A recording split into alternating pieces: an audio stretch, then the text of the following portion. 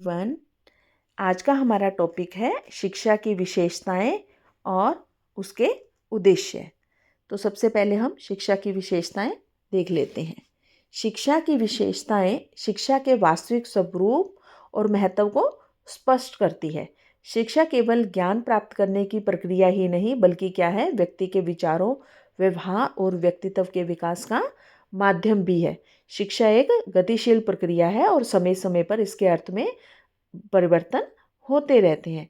और दूसरी इसमें और क्या कह सकते हैं, शिक्षा मनुष्य के जन्म से मृत्यु तक चलती रहती है और जिसमें विद्यार्थी जो जीवन है इसका केवल एक पार्ट है, इसका हिस्सा है, क्योंकि विद्यालय या महाविद्यालयों में वह विभिन्न तरह से अपनी सोच समझ को विकसित करता है और इसके साथ साथ सामाजिक पर्यावरण जैसे अपने परिवार, अपने मित्रों, अपने अड़ोस आस पड़ोस से बहुत सारा कुछ अनुभव ग्रहण करते हुए अपने संपूर्ण व्यक्तित्व का विकास व निर्माण करता है। इस प्रकार हम कह सकते हैं कि एक व्यक्ति को जो है ये सारी प्रक्रियाएं करते हुए सही दिशा प्रदान होती है, असली शिक्षा प्राप्त होती है। ठीक है, अब हम शिक्षा के विशेषताओं के पॉइंट कर लेते हैं। तो सबसे पहला है, शिक्षा एक निरंतर प्रक्रिया है। तो यहाँ पर क्या होगा कि संकुचित अर्थ में शिक्षा केवल क्या है, विद्यालयी जीवन तक ही सीमित होती है, परंतु वास्तविक अर्थ में यह मनुष्य के जन्म से लेकर जीवन के अंत तक चलने वाली प्रक्रिया है। एक बालक या मनुष्य जन्म के कुछ दिनों के बाद से ही सीखना प्रारंभ कर देता है। ठीक है ना, हर समय बहुत सारे नए नए अनुभव और परिस्थितियों से वह सीखता रहता है और आगे बढ़ता रहता है। और यदि हम इससे भी ऊपर विस्तृत दृष्टिकोण से देखें तो समाज के सदस्य क्या है, समाप्त तो होते रहते हैं, परंतु उनकी शिक्षाएं क्या है, अपने बच्चों में पीढ़ी दर पीढ़ी चलती रहती हैं। चाहे वो सामाजिक नियम हो, रीति रिवाज हो, वो भी क्या है, चलते रहते हैं, है ना, पीढ़ी दर पीढ़ी उनमें कन्वर्ट होते रहते हैं, वह कभी भी विश्राम नहीं लेते। तो इसको हम कह सकते हैं कि इस प्रकार ये कह सकते हैं कि निरंतरता उसकी प्रमुख विशेषताओं में से एक है। ठीक है, अब नेक्स्ट पॉइंट पर चलते हैं। शिक्षा एक सामाजिक प्रक्रिया है। व्यापक तथा संकुचित दोनों ही अर्थों में शिक्षा क्या है, एक सामाजिक प्रक्रिया है। मनुष्य क्या है, कुछ अपनी जन्मजात शक्तियां लेकर पैदा होता है। ठीक है ना, जैसे अब हमारी वॉइस है, एक उदाहरण के माध्यम से समझा, वॉइस है वो क्या है, हमें अपने जन्म से ही मिली है ना। अब हमारे जो देश की भाषा होगी, हमारे जो परिवार की जो भाषा होगी और हमारे अड़ोस पड़ोस में जैसा होगा, हमारे राज्य की जो भाषा होगी, तो हर एक व्यक्ति, हर एक बच्चा वही सीखता है ना, वही बोलता है ना। तो इसलिए हम ये कह सकते हैं कि हाँ, ये हमारे पास जन्मजात है और जो हमें आसपास से जो मिलता है, उस वातावरण से जो हमें मिलता है, जो हमारे देश की भाषा होती है, वही हर एक व्यक्ति सीखता है। और इसके साथ साथ प्राकृतिक और सामाजिक पर्यावरण में भी उनकी इन शक्तियों का विकास होता है। इसके परिणाम स्वरूप ही मनुष्य के व्यवहार में जो परिवर्तन होता है और प्रत्येक मनुष्य समाज के नियम, परंपराएं और संस्कृति को भी शिक्षा के माध्यम से ही सीखता है, क्योंकि अपनी संस्कृति व सभ्यता का विकास उसके आसपास के वातावरण, उसके मित्रों, उसके रिश्तेदारों से ही होता है। बिना सामाजिक पर्यावरण के शिक्षा की प्रक्रिया क्या है, चल ही नहीं सकती। समाज के अभाव में वो क्या है, न भाषा सीख सकता है और न ही विचारों का विकास कर सकता है। अर्थात कहने का भाव ये है कि हमारी जो शिक्षा है वो क्या है, हमको सबसे पहले हमारे समाज से मिलती है और उसको जो एक सिस्टमेटिकली जो ढंग, एक रूप दिया जाता है, उसमें शिक्षा हमारी हेल्प करती है। ठीक है ना, इसलिए हम इसको कह सकते हैं कि शिक्षा एक सामाजिक प्रक्रिया है और सामाजिक प्रक्रिया के बिना संपूर्ण शिक्षा संभव नहीं है। अब आते हैं तीसरे पॉइंट पर। शिक्षा परिवर्तनशील और गतिशील है। शिक्षा के द्वारा क्या है, मनुष्य अपनी सभ्यता संस्कृति में निरंतर विकास करता रहता है। इस विकास के लिए उसकी उसको क्या है, उसकी एक पीढ़ी से दूसरी पीढ़ी तक, चाहे वो ज्ञान की बात है, चाहे कला कौशल की बात है, दूसरी पीढ़ी में हस्तांतरित होती रहती है। इस हस्तांतरण के लिए प्रत्येक समाज क्या करता है, विद्यालय शिक्षा का नियोजन करता है। यानी कि प्रत्येक समाज के परिवर्तन के साथ साथ उसकी शिक्षा का पाठ्यक्रम व शिक्षण विधियों में भी परिवर्तन होता रहता है। अर्थात अगर मैं इसको सरल शब्दों में कहूँ तो कोई भी जो शिक्षा है सामाजिक परिवर्तनों को स्वीकार करते हुए आगे बढ़ती है, यही उसी की गतिशीलता है। और यदि शिक्षा गतिशील न होगी तो आज हम जो विकास के पथ पर आगे बढ़ पाए हैं वो हम नहीं बढ़ पाते, अगर शिक्षा में परिवर्तन और गतिशीलता ना हो तो। ठीक है, अब नेक्स्ट कर लेते हैं, शिक्षा अनुभवों के विकास की प्रक्रिया है। इसमें आप क्या है कि जो सामाजिक प्रक्रिया का जो एक्सप्लेनेशन है ना, यहाँ आप अपने पेपर के लिए इसको लिख सकते हैं कि वे जन्मजात शक्तियों से हमें मिलती है, इस तरीके से। ये सारा का सारा पहरा आप इसमें यहाँ पर इंक्लूड कर सकते हैं। यहाँ मैं ना जॉन डीवी के अनुसार जो जॉन डीवी ने अपनी परिभाषा दी है उसके बारे में आपको बता देती हूँ। ठीक है, वास्तविक शिक्षण अनुभव द्वारा अनुभव के लिए और अनुभव से संबंधित है। अनुभव ही सच्चे ज्ञान का एकमात्र साधन है। अनुभव से अन्य अनुभव प्राप्त होते हैं। इस प्रकार अनुभव का संशोधन, पुनर्गठन, निर्माण होता है। अनुभव की यही प्राप्ति ही क्या है, शिक्षा है।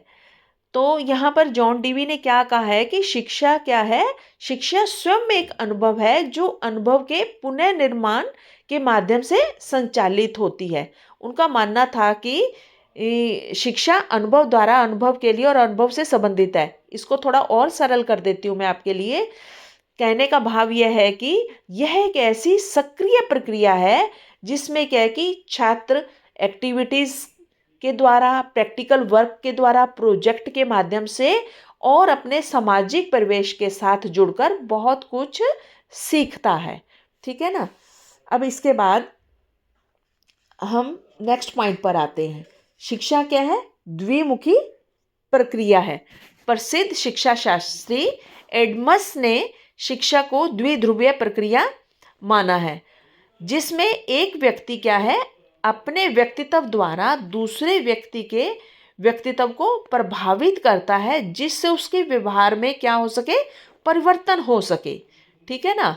दूसरे शब्दों में हम कह सकते हैं कि शिक्षा में शिक्षक और शिक्षार्थी दोनों की भागीदारी होती है।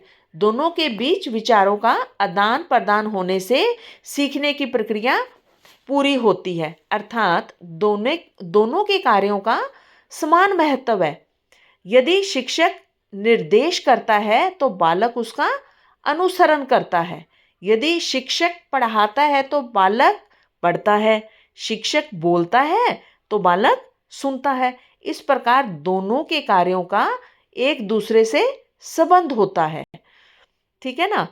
तो दोनों एक दूसरे की क्रिया और प्रतिक्रिया करते हैं और आपसी सहयोग के बिना क्या है, उनके उद्देश्यों को वो प्राप्त नहीं कर सकते। संक्षेप रूप में ये कहा जा सकता है कि शिक्षक अपने व्यक्तित्व तथा ज्ञान के प्रभाव से बालक के व्यवहार में जो परिवर्तन तथा सुधार करता है, जिससे बालक का विकास आरंभ होता है और संपूर्ण भी होता है। दोनों के सक्रिय सहयोग से शिक्षा की प्रक्रिया चलती रहती है और पूर्ण होती है। ठीक है ना। अब नेक्स्ट करते हैं, शिक्षा की प्रक्रिया में सबसे पहले हम शिक्षक का रोल देख लेते हैं। शिक्षक का क्या कर्तव्य है। शिक्षा की प्रक्रिया में शिक्षक का विशेष महत्व है। शिक्षक तानाशाह नहीं बल्कि मार्गदर्शक और समाज सेवक होता है, जो बच्चों को स्वयं अनुभव करने और सीखने के लिए प्रेरित करता है। यानी अच्छा शिक्षक अपने व्यक्तित्व से बालक को प्रभावित करता है। शिक्षा के उद्देश्यों में एक महत्वपूर्ण उद्देश्य व्यक्ति के चरित्र का निर्माण करना भी है। इस उद्देश्य को प्राप्त करने के लिए शिक्षक के व्यक्तित्व का महत्वपूर्ण स्थान है। दूसरा क्या है, दूसरा है बालक यानी कि विद्यार्थी। शिक्षा का दूसरा ध्रुव बालक या विद्यार्थी है। मनोविज्ञान का विकास होना या अवेयरनेस होने के बाद से शिक्षार्थी का भी महत्व स्वीकारा गया है। यानी कि समस्त शिक्षा बच्चों के लिए है, बच्चा शिक्षा के लिए नहीं। अतः शिक्षा बाल केंद्रित होनी चाहिए, उनकी रुचियों अभिरुचियों को देखते हुए शिक्षा दी जानी चाहिए। शिक्षक को भी अपने विषयों के ज्ञान के साथ साथ बालक का भी पूर्ण ज्ञान होना चाहिए। यानी कि एक शिक्षक को बालक की क्या है, साइकोलॉजी के बारे में पता होना जरूरी है। आधुनिक शिक्षा में बाल केंद्रित शिक्षा पर ही बल दिया गया है। तीसरा क्या है, तीसरा ध्रुव क्या है, पाठ्यक्रम यानी सिलेबस। किसी भी कक्षा या विषय के लिए निर्धारित शिक्षण सामग्री, विषय, उपविषय और परीक्षाएं एक सुव्यवस्थित क्या होता है, ढांचा होता है ना, बना हुआ विद्यालय महाविद्यालयों में सभी जगह, ठीक है ना। तो अगर यही सिलेबस ही नहीं होगा तो शिक्षकों को क्या पढ़ाना है और छात्रों को क्या सीखना है ना। तो इसकी विस्तृत रूपरेखा प्रदान करता है कौन, सिलेबस, जो सीखने की प्रक्रिया को व्यवस्थित और सफल भी बनाती है। अगर यह नहीं है तो दोनों ही क्रिया प्रतिक्रिया क्या हो जाएगी, फिर व्यर्थ हो जाएगी, क्योंकि लक्ष्य प्राप्त करने के लिए हमें पाठ्यक्रम सिलेबस भी बहुत ज़रूरी है, इसकी एक महत्वपूर्ण भूमिका है। इसके बाद चौथा ध्रुव आ जाता है सामाजिक वातावरण। शिक्षा एक सामाजिक प्रक्रिया है जो हर बालक या व्यक्ति के आस पड़ोस, परिवार और मित्रों से जुड़ी होती है, ठीक है ना। अब इसके साथ साथ हम इसके कुछ जनरल पॉइंट्स भी कर लेते हैं, ठीक है ना। शिक्षा प्रशिक्षण का कार्य करती है। शिक्षा हर एक व्यक्ति के लिए प्रशिक्षण का कार्य करती है और प्रशिक्षण द्वारा ही वह उत्तरदायी नागरिक और सदस्य बन सकता है। इसके बिना वह नैतिक तथा व्यवस्थित जीवन व्यतीत नहीं कर सकता।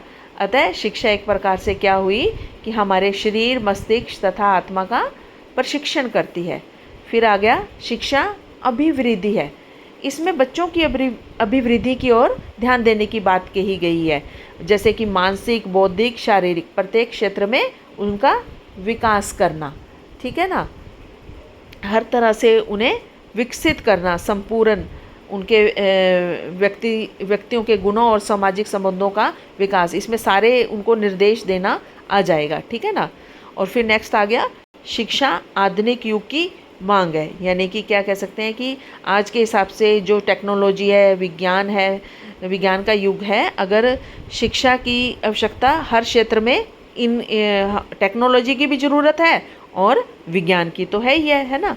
तो दोनों चीज़ों का भी साथ में इंक्लूड होना आधुनिक जो मांग है उसके हिसाब से शिक्षा मिलना हर एक विद्यार्थी के लिए और हर एक व्यक्ति के लिए ज़रूरी है, तभी उसका विकास हो सकता है। इस प्रकार हम कह सकते हैं कि शिक्षा का अर्थ बहुत ही व्यापक है और यह मानव जीवन के प्रत्येक पहलू से संबंध रखती है और उस पर प्रभाव डालती है। अंत में मैं यही कहूँगी, मुझे A.H. व्हाइटहेड की डेफिनेशन जो है बहुत ही इस सारे टॉपिक के लिए बिल्कुल परफेक्ट लगती है, ठीक है ना। उन्होंने कहा था कि there is only one subject matter in education that is life in all manifestation. यानी मैनिफेस्टेशन वह शक्ति है जो हमारे विचारों और विश्वास को सपनों से उठाकर वास्तविकता तक पहुंचा देती है। यानी कि हम ये कह सकते हैं कि जब व्यक्ति अपने मन में किसी लक्ष्य की स्पष्ट कल्पना करता है और विश्वास रखता है तथा निरंतर प्रयास करता रहता है तो वह अपने लक्ष्य धीरे धीरे उसके जीवन में साकार होने लगते हैं और यही प्रक्रिया क्या कहलाती है, मैनिफेस्टेशन कहलाती है। Thank you so much, have a nice day.